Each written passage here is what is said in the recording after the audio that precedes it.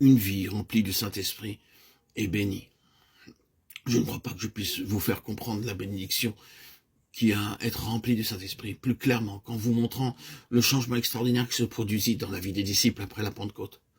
Je crois que c'est l'une des plus merveilleuses leçons de choses contenues dans toute la parole de Dieu.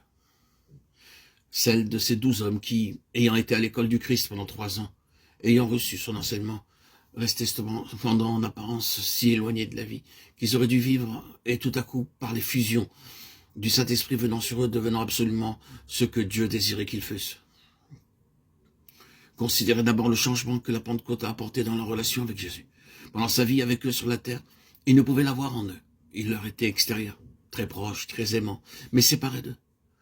Jusqu'à la Pentecôte, quel échec, si je puis dire, fut l'enseignement du Christ à ses disciples. Christ leur avait renseigné jour après jour l'humilité.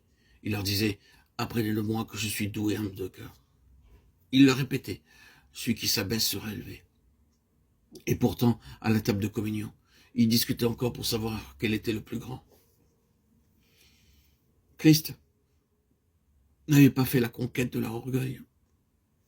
Ce n'était pas que l'enseignement divin lui manquait.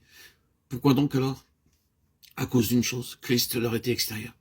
Il ne pouvait venir habiter dans leur cœur. C'était une chose impossible. Le temps n'était pas encore venu et cependant, ils avaient le tout-puissant Rédempteur avec eux.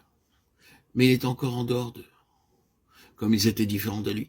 Ceci doit nous montrer que ce n'est pas l'enseignement extérieur, même l'enseignement provenant du Christ lui-même, ou de sa parole dans l'Écriture sainte, qui peut nous apporter la bénédiction réelle et entière, tant que le Saint-Esprit n'a pas fait son œuvre en nous.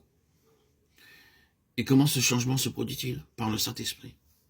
En ce jour, à la venue du Saint-Esprit, vous connaîtrez que je suis en vous. Jean 14, 20. Si quelqu'un m'aime, il gardera ma parole, et mon Père l'aimera.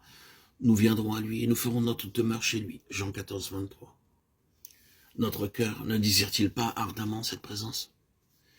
J'ai souvent médité sur Jésus à Bethléem, et sur Jésus au Calvaire, et sur Jésus assis sur le trône. Et je l'ai adoré, et je l'ai aimé, et je me suis profondément réjoui en lui.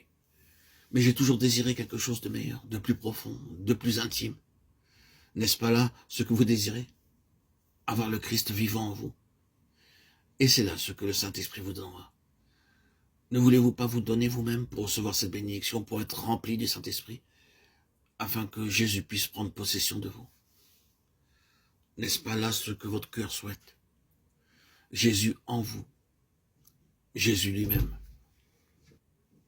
le Tout-Puissant, celui qui mourut sur la croix et qui est assis sur le trône et qui condescend à être notre vie. Et voici pourquoi le Saint-Esprit vient en nous.